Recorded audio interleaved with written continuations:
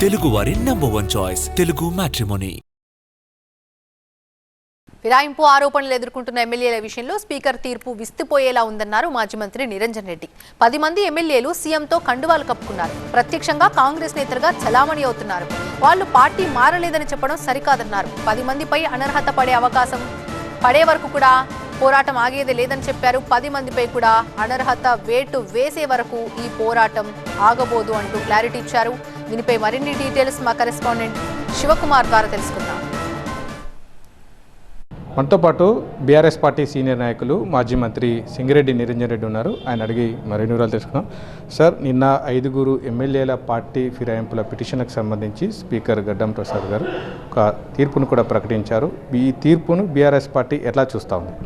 నేరుగా కాంగ్రెస్ ప్రచార వేదికల మీద వేదికను పంచుకొని సభలు సమావేశాలలో పాల్గొని పార్టీ అంతర్గత బహిరంగ సమావేశాలలో పాల్గొని కాంగ్రెస్ పార్టీ నాయకులుగానే చలామణి అవుతుంటే ప్రత్యక్షంగా లేదు వీళ్ళు సాంకేతికంగా ఇప్పటికీ బీఆర్ఎస్లోనే ఉన్నారనేటువంటి మాట మాట్లాడితే ప్రజలకు అసలు ప్రజాస్వామ్య వ్యవస్థ మీద ఏం నమ్మకం ఉంటుందండి? ఇంత బహిరంగంగా నగ్నంగా వాళ్ళు పట్టుబడిన తర్వాత కూడా పైగా వాళ్ళకు వాళ్ళు చాలా వేదికలలో వాళ్ళకు వాళ్ళు కమిట్ అయినారు. వాళ్ళ వాయిస్ రికార్డ్ అయ్యి ఉంది. మేము అభివృద్ధి కోసమే కాంగ్రెస్ పార్టీలో చేరుతున్నామని చెప్పి వీళ్ళందరూ మాట్లాడినారు. అభివృద్ధి కోసమే కాంగ్రెస్ పార్టీలో చేరినామనేటువంటి మాట మాట్లాడుతున్నారు. సెల్ఫ్ అడ్మిషన్ ఏదైతే ఉంటుందో facts admitted need not be proved అనేటువంటిది ఒక లీగల్గా ఫండమెంటల్ ఎవిడెన్స్లో ఒక ఫండమెంటల్ ప్రిన్సిపల్. ఏ అంశాన్ని అయితే మీరు అంగీకరించి ఉంటారో దాన్ని విడిగా రుజువు చేయాల్సిన అవసరం లేదు. ఇది ఎవిడెన్స్ యాక్ట్ ప్రకారంగా ప్రాథమిక సూత్రం ఇది. Facts admitted need not be proved అని. కాబట్టి స్వతహాగా స్పీకర్ గారు ఎప్పుడో నిర్ణయం తీసుకోవాల్సింది.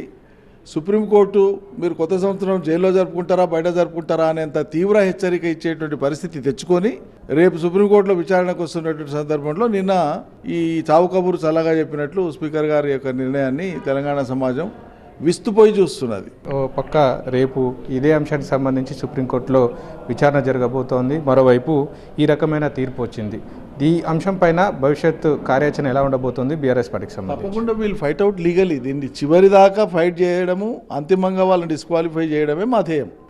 ఎందుకంటే వాళ్ళు తప్పు చేసిన నగ్నంగా తప్పు చేయడమే కదా మేము చేసినామని వాళ్ళు అంగీకరించినారు. ఇప్పుడు స్పీకరు ఒక స్టేజ్, ఇది ఒక ఫోరం. ఇది ఈ ఫోరం ఎగ్జాస్ట్ అయితే తప్ప కోర్ట్స్ ఇంటర్వ్యూని కావు. కాబట్టి స్పీకర్ తన నిర్ణయం ఏదో తాను తీసుకొనియండి, తర్వాత చట్టపరంగా కోర్టు ఉండనే ఉంది అనేటువంటి భావన ఉంది.